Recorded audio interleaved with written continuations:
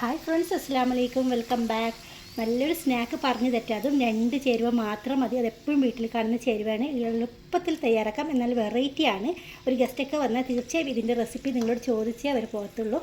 അപ്പോൾ എന്താണെന്ന് നമുക്ക് കണ്ടു നോക്കാം. ആദ്യമായിട്ട് കാണുന്ന കൂട്ടുകാരെങ്കിലും ഉണ്ടെങ്കിൽ ഒന്ന് ലൈക്ക് തരണേ കേട്ടോ. ആദ്യം തന്നെ ഒരു പാത്രം എടുക്കുക. അതിലോട്ട് 1 കപ്പ് ഗോതമ്പ് പൊടിയാണ് ഞാൻ എടുക്കുന്നത്. നിങ്ങൾക്ക് ഇതിന് പകരം മൈദ എടുത്താലും മതി കേട്ടോ. ഗോതമ്പ് പൊടിയിൽ ഉണ്ടാക്കുമ്പോൾ കുറച്ചും കൂടി നല്ല ടേസ്റ്റ് കിട്ടുന്നുണ്ട്. അതിനാണ് ഞാനിപ്പോൾ ഗോതമ്പ് പൊടി എടുത്തിട്ടുള്ളത്. ഇതെല്ലാവരും വീട്ടിൽ കാണുമല്ലോ. ഇനി നമുക്ക് ആവശ്യത്തിനുള്ള ഉപ്പ് ചേർത്ത് കൊടുക്കാം. ഇത്രയും മതി. ഇനി നമുക്ക് ഇളം ചൂട് വെള്ളം ഒഴിച്ചിട്ട് നമുക്ക് നല്ലൊരു ചപ്പാത്തിക്ക് കുഴച്ചെടുക്കുന്നില്ല, അതേപോലെ ഒന്ന് കുഴച്ചെടുത്തിട്ട് വരാം. അപ്പോൾ ഇതിൽ ഞാൻ ഓയിലൊന്നും ഒഴിക്കുന്നില്ല, ഉപ്പും വെള്ളവും മാത്രമാണ്. ഇളം ചൂടുവെള്ളം എടുക്കാൻ ശ്രദ്ധിക്കാം. അങ്ങനെ സോഫ്റ്റായിട്ട് തന്നെ കുഴച്ച് വെച്ചിട്ടുണ്ട്. ഇനി നമുക്കതിനെ മൂടി വെച്ച് കൊടുക്കാം. ഇനി നമുക്ക് പാൻ വെച്ച് കൊടുക്കാം. പാൻ ചൂടാകുമ്പോഴത്തേക്കും അതിലോട്ട് 1 ടീസ്പൂൺ മാത്രം നെയ്യ് ചേർക്കാം. ചൂടായിട്ട് വരുമ്പോഴത്തേക്കും നമുക്ക് 1 കഷ്ണം പട്ടയും ചെറിയൊരു കഷ്ണം ബേ ലീഫും കൂടി ചേർക്കുന്നുണ്ട്. ഫ്ലേവറിന് വേണ്ടിയിട്ടാണ് ഇത് ചേർക്കുന്നത്. നമുക്ക് ആവശ്യമുള്ളത് 3 ടേബിൾ സ്പൂണ് റവയാണ് ഞാനിപ്പോൾ എടുത്തിട്ടുള്ളത്. ഇതിലിട്ട് കൊടുക്കാം. എന്നിട്ട് നമുക്കൊന്ന് റോസ്റ്റ് ചെയ്തെടുക്കാം.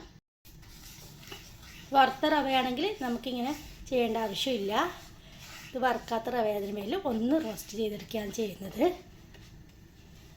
പെട്ടെന്ന് തന്നെ തയ്യാറാക്കാൻ പറ്റിയ നല്ലൊരു സ്നാക്കാണ്. അപ്പോൾ എല്ലാവരും ഇതൊന്ന് ട്രൈ ചെയ്ത് നോക്കണം. പ്രത്യേകിച്ച് കുട്ടികൾക്കൊക്കെ ഇഷ്ടപ്പെടും. അധികം ചേരുവകളൊന്നും ഇല്ല, ഈസി ആയിട്ട് നമുക്ക് ചെയ്തെടുക്കാൻ പറ്റുന്നൊരു സ്നാക്കാണ്. നമുക്ക് കുറച്ച് തേങ്ങ ചിരകിയതും കൂടി ചേർക്കാം. അത് നിങ്ങളുടെ ഇഷ്ടത്തിനനുസരിച്ചിട്ട് ചേർക്കാം കേട്ടോ. ഇപ്പം ഞാൻ ഏകദേശം 2 ടേബിൾ സ്പൂൺ വരെ ഉണ്ടാവും. അത് ചേർത്തിട്ടുണ്ട്. അതും കൂടി ഒന്ന് ചൂടാക്കി എടുക്കാം. അങ്ങനെ തേങ്ങയും ചൂടായി വന്നിട്ടുണ്ട്. ഇനി ഇതിലോട്ട് ആവശ്യത്തിനുള്ള മധുരം പഞ്ചസാര ചേർക്കാം. ഞാൻ 2.5 സ്പൂൺ പഞ്ചസാരയും 1 നുള്ളു ഉപ്പും കൂടി ചേർത്തിട്ടുണ്ട്. ഇതെല്ലാം കൂടി പെട്ടെന്നൊന്ന് മിക്സാക്കി കൊടുക്കണം. മധുരവും തേങ്ങയുടെ അളവൊക്കെ നിങ്ങളുടെ ഇഷ്ടത്തിനനുസരിച്ചിട്ട് എടുക്കാം കേട്ടോ. അപ്പോൾ ഇതാ പഞ്ചസാരയൊക്കെ മെൽറ്റായിട്ട് വരുന്നുണ്ട്. നമുക്ക് ഇതിലോട്ട് 1 കപ്പ് പാലൊഴിച്ച് കൊടുക്കാം. എന്നിട്ട് തീ ഒന്ന് കുറച്ച് കൊടുക്കാം.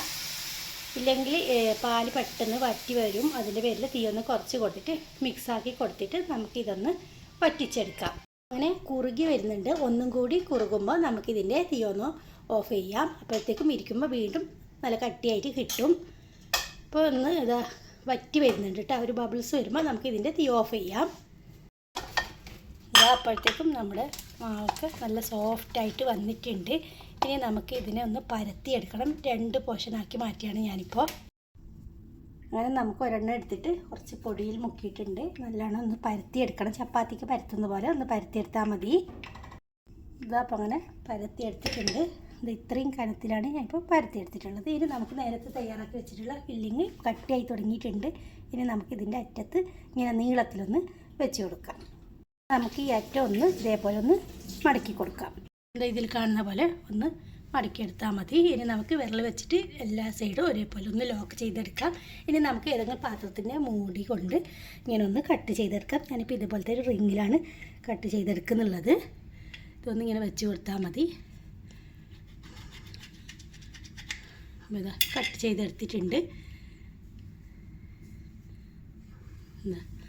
ഇപ്പോൾ നല്ല ഫില്ലിങ്ങൊക്കെ നല്ല ലോക്കായിട്ട് അകത്ത് തന്നെ ഇരിപ്പുണ്ട്.